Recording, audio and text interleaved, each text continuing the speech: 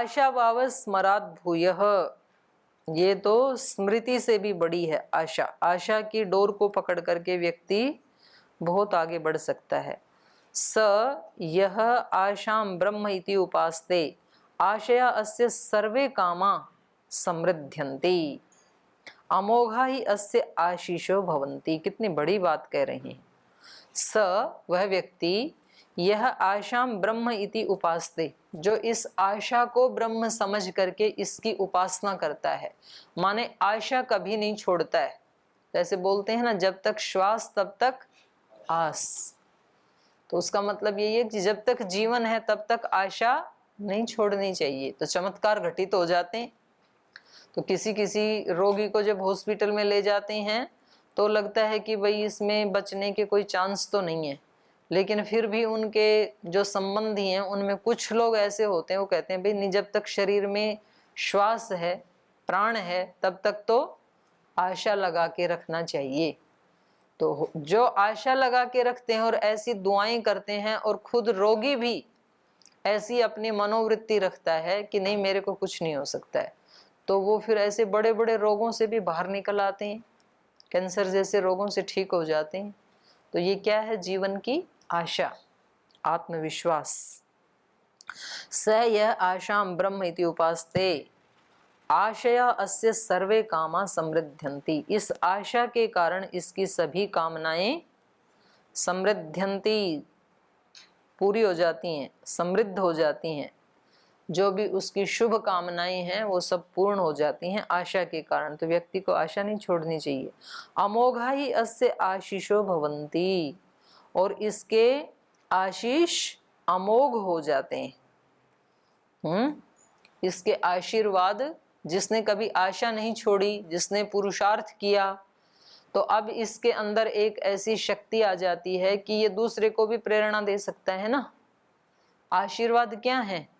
जो हमने जिया है वो दूसरे को बताना। तो उनका प्रभाव कब पड़ता है व्यक्ति के ऊपर, सुनने वाले के ऊपर? जब उस व्यक्ति ने खुद वैसा जिया है। तो ये है आशीष। तो बड़ों से आशीष क्यों लेते हैं? क्योंकि बड़ों ने खुद वैसे जिया है। तो इसलिए व्यक्ति विश्वास करता है कि मैंने अपने गुरु का आशीष ले लिया, मेरे गुरु ने मेरे को आशीष दे दिया, अब मैं इस काम को कर पाऊंगा। परीक्षा देने जाते हैं तो माता पिता का, गुरुजनों का आशीर्वाद क्यों लेते हैं? मंदिर में जाके हनुमान जी का आशीर्वाद क्यों लेते हैं? क्योंकि हनुमान जी ने अपने जीवन में सफलताएं पाई हैं। तो इसलिए अगर हनुमान जी ने आशीर्वाद दे दिया तो हमें भी सफलता निश्चित रूप से मिलेगी। ये व्यक्ति का जो विश्वास है, ये विचार।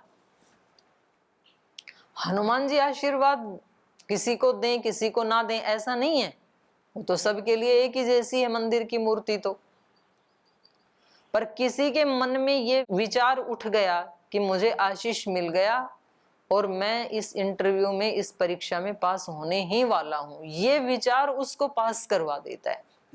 और किसी को मंदिर में जाके भी ये लग रहा है कि आशीर्वाद तो ले लिया, पर पता नहीं कलयुग है, देवता के आशीर्वाद भी फलते हैं कि नहीं फलते हैं, पता नहीं इंटरव्यू में कौन कैसा खड़ूस मिलेगा, पता नहीं पास होगा कि नहीं होगा।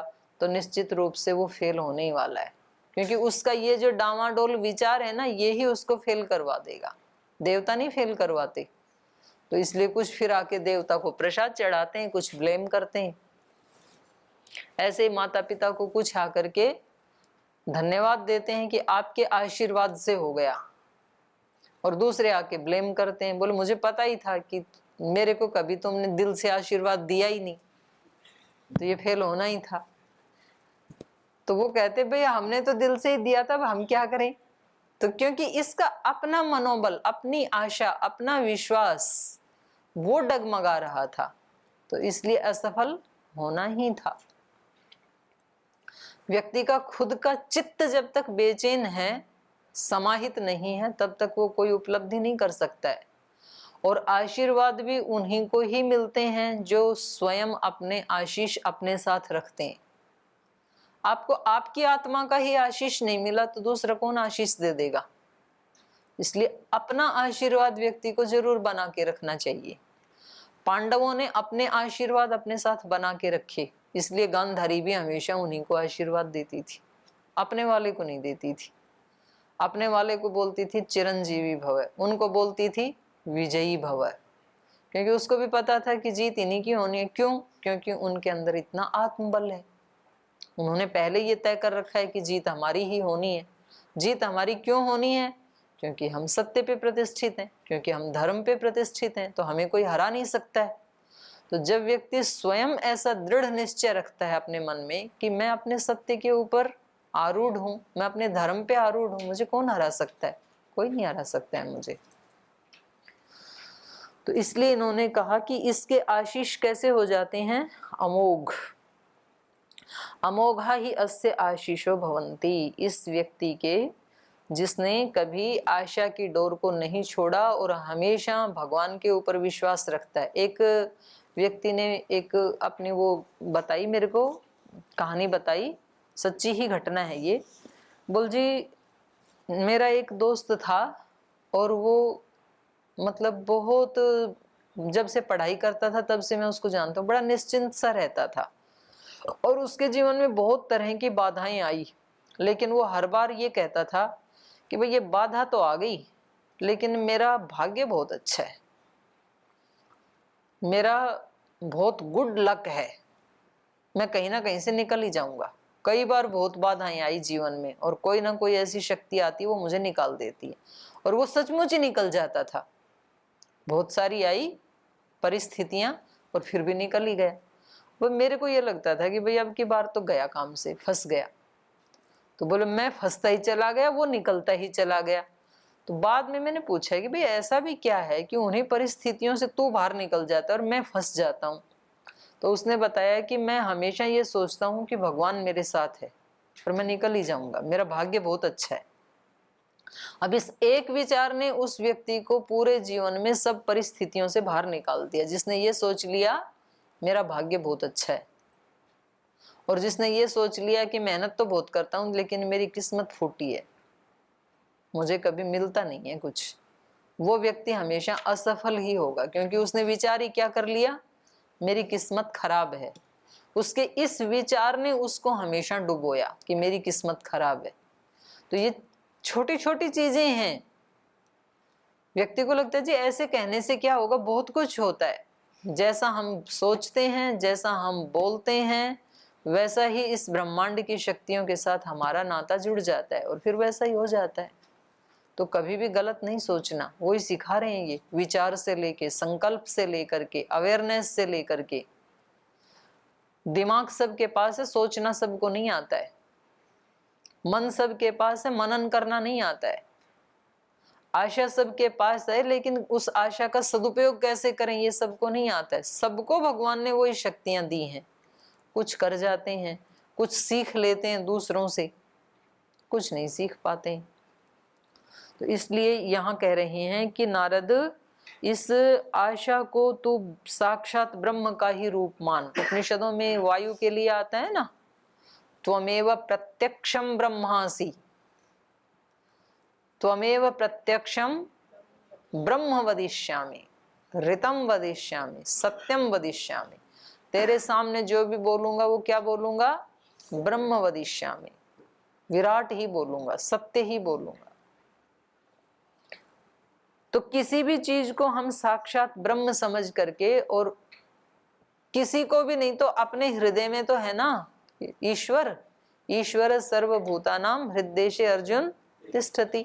तो अपने हृदय में बैठे हुए उस ब्रह्म को ही साक्षी मान करके व्यक्ति को क्या सोचना चाहिए, सत्याचरण ही करूंगा, पुरुषार्थ करूंगा, नेक आचरण करूंगा, आशा कभी नहीं छोड़ूंगा। तो फिर उसको साक्षी मान करके हम ऐसा करेंगे तो निश्चित रूप से विजय हमारी होती है।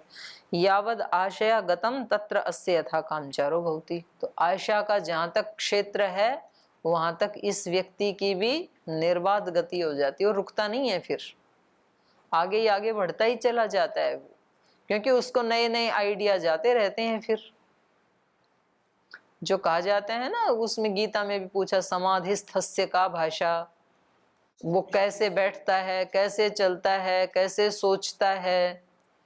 तो वहां ऐसा नहीं है कि वो कोई इस दुनिया से अलग रहता है। तो कहता है प्रजहाति यदा कामान सर्वान पार्थ मनोगतान आत्मनि एव आत्मना तुष्ट। ये बहुत बड़ी बात है वहां पे। अपने आप से अपने आप में जो संतुष्ट है, जो व्यक्ति अपने आप से अपने आप में संतुष्ट नहीं है, उसको बाहर का जगत संतुष्ट कर नहीं सकता है। फिर जो व्यक्ति अपने आप से संतुष्ट है उसको सब संतुष्ट करेंगे फिर।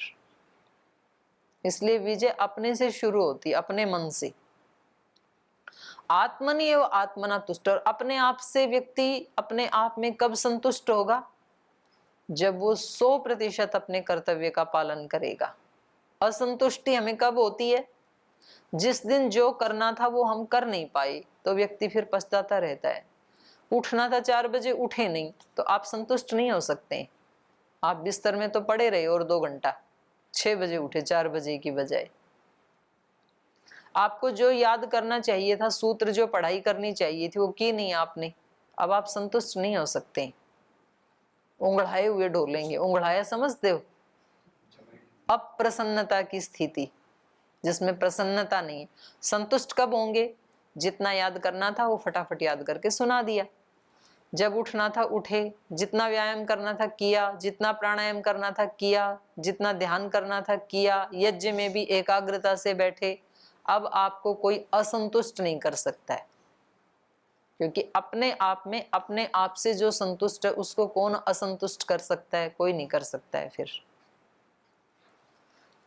तो ये भी ऐसे ही कह रहे हैं कि जो आशा लगा करके रखता है हमेशा, तो जहां तक आशा का क्षेत्र है, गति है, वहां तक ये भी निर्बाध गति से चला जाता है आशा को पकड़ करके। यह आशा ब्रह्म इति उपासते, जो इस आशा को ही ब्रह्म समझ करके उपासना करता है। अस्ति भगव आशाया भूय इति, आशा से भी बढ़कर के कोई चीज है क्या? आशाया वाव भूयो अस्ति इति।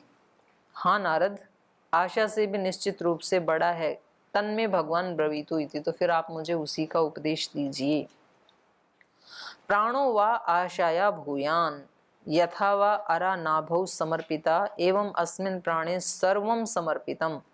प्राणः प्राणेन याति, प्राणः प्राणं ददाति, प्राणाय ददाति, प्राणो है पिता, प्राणो माता, प्राणो भ्राता, प्राणः स्वसा, प्राण आचार्य, प्राणो ब्रह्मण। तो महाराज जी बोलते रहते हैं इस मंत्र को, तो बहुत ठीक है। प्राणो वा आशाया भूयात, ये प्राण हैं, ये आशा से भी बड़े हैं। अब प्राण तो सबको मिले हैं, प्राणियों को। आशा भी व्यक्ति कब तक लगा के रखता है? जब तक प्राण है। प्राण निकल जाए तो क्या आशा करेगा? तो मेरे को प्राणों की पूंजी दे रखी है भगवान ने, कितनी कीमती पूंजी है। एक पल कोई जीवन उधार नहीं दे सकता है, चाहे कोई किसी का कितना ही प्यारा क्यों ना हो। जिस दिन भगवान ने प्राण निकाल दिए, अब कोई नहीं दे सकता है। प्रार्थना करते हैं ना, भेजा था तुझको जग में करने को कुछ भलाई, किसको पता था जीवन यूं ही गुजार देगा। अंतिम समय कहेगा नेकी कमा लूं, लेकिन एक पल पथिक ना कोई जीवन उधार देगा। जिस दिन घमंड अपने सर से उतार देगा, उस दिन तुझे विधाता अनमोल प्यार देगा। अंतिम समय व्यक्ति को लगता है कि अरे ये तो गया जीवन, तो कुछ तो कर लूं, लेकिन अब तो आपको कोई एक पल के लिए भी जीने की अनुमति नहीं देगा। और आज के दिन जो जीने की अनुमति दे रखी है, तब हम सोए हुए हैं, हमें नहीं पता है। क्या पता आज का दिन मेरे लिए अंतिम दिन हो। तो आज का दिन कैसे जीना चाहिए? जो करना है वो 100% करना चाहिए, पूरी श्रद्धा के साथ, क्योंकि क्या पता कल हो या ना हो। भोगी लोग ऐसे सोचते हैं, भोगी लोग हैं वो एक एक दिन को कैसे सोचते हैं कि पता नहीं कल हो या ना हो। आज वाले दिन को कैसे जियो? पूरी मौज मस्ती से जियो। और ये आध्यात्मिक व्यक्ति क्या सोचते हैं? आज तो सो लेता हूं, कल से शुरू कर दूंगा सूत्र याद करना। आज तो आराम कर लेता हूं, आलस्य थोड़ा, कल से प्राणायाम शुरू कर दूंगा। तो क्या पता कल होगा कि नहीं होगा। इसलिए ये प्राण हमारे पास बहुत बड़ी पूंजी है। प्राणो व आशाया भूयात, प्राण जो है वो आशा से भी महान है। यथा व अरा नाभौ समर्पिता, जैसे अरे चक्र होता है ना रथ का या किसी भी गाड़ी का, तो उसमें एक नाभि होती है बीच में सेंटर, और उसमें अरे जुड़े होते हैं 6, 8, 10 चक्र की। तो उन सब अरों को थामने वाला कौन है? वो नाभि। तो वही कह रहे हैं कि यथा नाभौ अरा समर्पिता, जैसे नाभि में अरे समर्पित रहते हैं, वो लकड़ियां उसमें लगी रहती हैं नाभि में। एवं अस्मिन प्राणे सर्वम समर्पितम, वैसे ही इस प्राण में सब कुछ समर्पित है। चाहे वो इंद्रियां हैं हमारी, चाहे वो हमारी आशा है, चाहे वो अच्छे विचार हैं, चाहे अच्छे भाव हैं, चाहे संकल्प है, चाहे ज्ञान विज्ञान है, जो भी अब तक बताया वो सब का सब किस में ओतप्रोत है? प्राण में। प्राण के आश्रय से ये सारी चीजें टिकी हुई हैं। ये है नाभि। प्राण नहीं है तो कुछ भी नहीं है फिर। तो उसके आश्रय से अरा नाभौ समर्पिता एवं अस्मिन प्राणे सर्वम समर्पितम, वैसे इस प्राण में सब कुछ समर्पित है। तो प्राणः प्राणेन याति, प्राण ये जो प्राण है ये प्राणेन याति, प्राण के द्वारा ही आगे जाता है, गति करता है। प्राण भी प्राण के द्वारा ही आगे गति करता है। आत्मा को कहीं अगले जीवन में जाना है तो कैसे गति करेगा? प्राण के द्वारा ही। और इस जीवन में भी व्यक्ति जिंदा है तो किसके द्वारा है? प्राण के द्वारा ही। हम जीवित हैं, हमारे पास जीवन है, तो इसकी क्या पहचान है? क्योंकि हमने प्राणों को धारण किया हुआ है, जीव प्राण धारणे। और हम मर गए, कैसे पता लगा? प्राण नहीं चल रहा है, मृंग प्राण त्यागे, तो मृंग धातु से मृत्यु शब्द बनता है। फिर प्राणः प्राणेन याति, प्राणः प्राणम ददाति, प्राण ही प्राण को प्राण शक्ति देता है। तो यहाँ एक प्राण का अर्थ है ईश्वर। ईश्वर क्या है? प्राणों का भी प्राण। प्राणः प्राणम ददाति, प्राणाय ददाति। और कोई व्यक्ति किसी को कुछ देता है तो वो किसके लिए देता है? प्राण के लिए ही देता है। मानो कोई अपने गुरुजनों को, कोई किसी देवी देवता को, किसी विद्वान को, किसी आचार्य को कोई भेंट देते हैं तो किसको देते हैं? प्राण के लिए देते हैं। अगर उस शरीर से प्राण निकल गया तो तब देंगे क्या? तब नहीं देते हैं। और देते हैं तो वो नादान है। कुछ तो देते हैं ना प्राण निकलने के बाद। अभी तो थोड़ा सा तो उल्टा हो गया उपनिषद से। प्राण रहते समय नहीं देते हैं, प्राण निकलने के बाद देते हैं। श्राद्ध करते हैं ना, जब तक माता पिता जिंदा हैं तब तक तो उनको पानी भी नहीं देते हैं पीने के लिए। और जब उनके प्राण निकल गए तो उनके नाम पे फिर खीर बना के देते हैं। फिर दूध भी मिल गया, चावल भी मिल गई, इलायची, नारियल, चीनी सब मिल गया। फिर इतना अच्छा भोजन देते हैं। तो वो तो मिलता तो है नहीं उसको। लेकिन जो दिया जाता है वो किसके लिए दिया जाता है? जो देने वाले हैं वो प्राण के लिए ही देते हैं। प्राणाय ददाति, क्योंकि प्राणो है पिता। कोई पिता, पिता रूप में किसके कारण है? प्राण के रूप में। जब प्राण निकल गए तो अब इस पिता को उठा करके अग्नि में जला देते हैं। जब तक उसमें प्राण था तब तक उसको प्रणाम करते थे और उसको, उसका कुछ भी मतलब उसकी इंसल्ट नहीं करते थे। लेकिन जैसे ही प्राण निकला तो पुत्र उठा के उसको कितनी उसकी दुर्दशा करते हैं कि आग में डाल दिया उसको। और उसके सिर जला नहीं तो उसको बांस मार के तोड़ दिया बीच में से ताकि पूरा जल जाए। और जिंदे पिता को कोई ऐसे मारे तो उसको क्या कहेंगे? हत्यारा कहेंगे। और यहाँ उसको क्या कहते हैं? भैया इसने पुत्र का धर्म निभाया, अपने पिता को उठा के आग में डाल दिया। तो इसलिए कहा प्राणः पिता, प्राणो है पिता, प्राणः माता। माँ को कोई प्रेम कर रहा है इसका मतलब वो उस शरीर में रहने वाले प्राण से प्रेम करता है। प्राण निकल गए तो वही माँ जो इतनी प्रिय थी उसको उठा के अग्नि में डाल देते हैं। फिर प्राणः पिता, प्राणः माता, प्राणः भ्राता, प्राणः स्वसा, प्राणः आचार्य, प्राणो ब्रह्मण। जिस जिस रूप में भी हम किसी व्यक्ति की पूजा करते हैं, सेवा करते हैं, चाहे माँ के रूप में, पिता के रूप में, भाई के रूप में, बहन के रूप में, आचार्य के रूप में या ब्रह्म के रूप में, तो वो सब जगह किसकी उपासना है? प्राण की ही उपासना है। तो ये प्राण तो सबके पास है, तो प्राण को हम ब्रह्म समझ करके इसकी उपासना करें। तो कैसे उपासना करेंगे प्राण की ब्रह्म समझ के? क्या करोगे प्राण के लिए? प्राण की उपासना कैसे करेंगे? प्राणायाम, प्राणायाम करके खत्म उपासना। प्राण की उपासना कैसे करेंगे? क्योंकि ये तो सबसे महत्वपूर्ण है और आप प्राणायाम भी करते हो। प्राण को सशक्त बना के जितनी भी इंद्रियां कार्य कर रही हैं वो सब प्राण के माध्यम से ही तो कर रही हैं। हमारी वाणी किससे बोल रही है? प्राण के माध्यम से। दृष्टि चक्षु किससे देख रहे हैं? प्राण के माध्यम से। श्रोत्र किससे सुन रहे हैं? प्राण के। सब जगह प्राण काम कर रहा है। जो हमने खाया उसके सप्त धातुएं बन रही हैं, प्रतिदिन 2-2 बार खाते हैं। ये कौन कर रहा है इतना पुरुषार्थ? प्राण।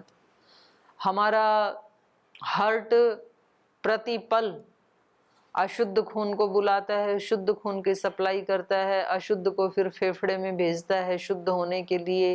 ये सब कौन कर रहा है? प्राण।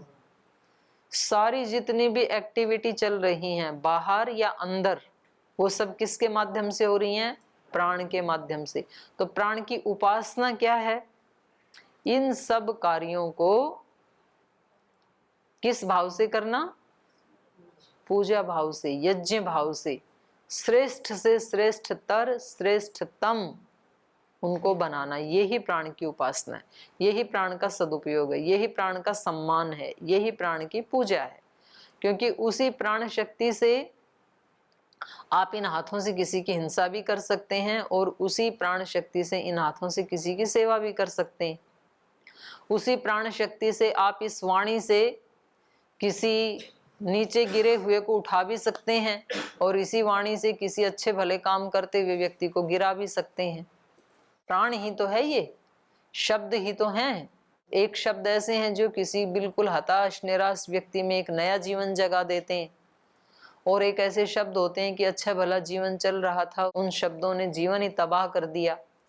तो इन शक्तियों का सदुपयोग या दुरुपयोग, ये उपासना या अपमान करना है। तो हम शक्तियों की, प्राण की उपासना करें, इसका अभिप्राय क्या है? सारी शक्तियों का सदुपयोग करना। कल परसों श्रद्धेय स्वामी जी महाराज ने सुबह सुबह एक बहुत अच्छी बात बताई थी कि हमें अपने जो सद्गुण हैं उनको कत्ल नहीं करना चाहिए। कत्ल कर देते हैं हम अपनी प्रेम को, करुणा को, वात्सल्य को, ममता को, क्षमाशीलता को, सहनशीलता को हम कत्ल कर देते हैं। कत्ल कर देते हैं मतलब सीमित बना देते हैं। हमें क्या करना चाहिए? उनको विस्तार करना चाहिए। ये प्राण की उपासना है। तो फिर ये प्राण हमारी रक्षा कैसे करते हैं? पिता की तरह, माँ की तरह, भाई की तरह, बहन की तरह, आचार्य की तरह और ब्रह्म की तरह, ईश्वर की तरह ये प्राण हमारी रक्षा करते हैं। हम इनकी रक्षा करते हैं, ये हमारी रक्षा करते हैं। इंद्रियां देव हैं, हम देवों की रक्षा करेंगे तो देव हमारी रक्षा करेंगे। हम देवों का अपमान करेंगे तो देव हमारा अपमान करेंगे। तो ये अपने आप में ही व्यक्ति को ये देखना होता है, खुद ही साक्षी है कि मैं इन चीजों का सदुपयोग कर रहा हूं या दुरुपयोग कर रहा हूं, मैं इनकी पूजा कर रहा हूं या अपमान कर रहा हूं। जैसा हम करेंगे वैसा हमारे को मिल जाएगा। तो कह रहे हैं ये प्राण की ही महिमा है। स यदि पितरम व मातरम व भ्रातरम व स्वसारम व आचार्यम व ब्राह्मणम व किंचित भृशम इव प्रत्याह धिक अस्तु त्वया। एवं एनम आहु पितृ हा वै त्वम असि, मातृ हा वै त्वम असि, भ्रातृ हा वै त्वम असि, स्वस्त्री हा वै त्वम असि, आचार्य हा वै त्वम असि, ब्रह्मण हा वै त्वम असि इति। कहते हैं ये प्राण की महिमा है। अगर कोई जिस शरीर में प्राण है और ऐसे प्राण वाले पिता को अगर कोई उसके साथ बुरा व्यवहार करे तो उसको व्यक्ति क्या कहेंगे? तू अपने पिता का हत्यारा है। क्योंकि माता पिता के साथ मिसबिहेव करना ही क्या है? उनकी हत्या करने जैसा ही है। मातरम व भ्रातरम व कोई अपनी माँ के साथ बुरा व्यवहार करे तो क्या कहेंगे उस व्यक्ति को? वे तुझे धिक्कार है, तू अपनी माँ के साथ इतना बुरा व्यवहार कर रहा है। वास्तव में ये कब कहा जाता है? जब उसके अंदर प्राण है। कोई अपने भाई को, अपनी बहन को, आचार्य को, किसी ब्राह्मण को अगर वो थोड़ा सा भी किंचित भृशम इव प्रत्याह, थोड़ा सा भी कोई उल्टा बोलता है, बुरा व्यवहार करता है तो उसको क्या कहा जाता है? धिक त्वा अस्तु, तुझे धिक्कार है। मतलब वो कभी हमें डांट भी दें तो भी हमें उनके साथ बुरा व्यवहार नहीं करना चाहिए। यही शास्त्र की आज्ञा है। और ऐसा करके व्यक्ति बड़ा बनता है और इससे विपरीत करके व्यक्ति छोटा बन जाता है। तो धिक्त्वा अस्तु इति एनम आहु, ऐसे इस व्यक्ति को दूसरे लोग कहते हैं। पितृ हावई, भाई तो पिता का हत्यारा है। मातृ हावई त्वमसि, माता का हत्यारा है। भ्रातृ हावई त्वमसि, स्वस्त्री हा, तू बहन का हत्यारा है, तू भाई का हत्यारा है, आचार्य का हत्यारा है। माने उनका अपमान करना, उनकी आज्ञाओं को न मानना, यही उनकी हत्या है। और व्यक्ति आत्महत्यारा भी होता है, आत्मा की भी हत्या करता है।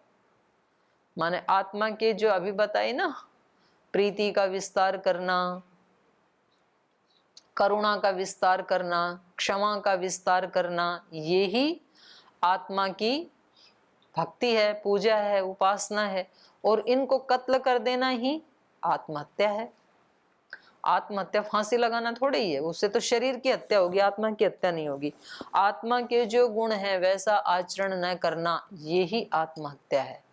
तो इन प्राणों के रहते हुए अगर कोई किसी के साथ बुरा व्यवहार करता है तो उसको उसका हत्यारा माना जाता है, माता का, पिता का, भाई का, बहन का। लेकिन जब उस शरीर से प्राण निकल गई तो उसी भाई को, बहन को, माँ को, पिता को, आचार्य को ये व्यक्ति उठा के अग्नि में डाल देता है, तो फिर उसको कोई भी हत्यारा नहीं कहता है। तो इसका मतलब प्राण की ही ये सारी महिमा है। तो जो इस प्राण की महिमा को, इसकी शक्ति को जान लेता है तो इस प्राण शक्ति से फिर वो जीवन में अत्यंत सुख को प्राप्त कर लेता है। यही प्राण की उपासना है। तो प्राण से भी बढ़कर के कुछ है क्या? तो ये गुरुजी जो बताएंगे इसको फिर हम कल पढ़ेंगे। आज यही पाठ को विराम देते हैं।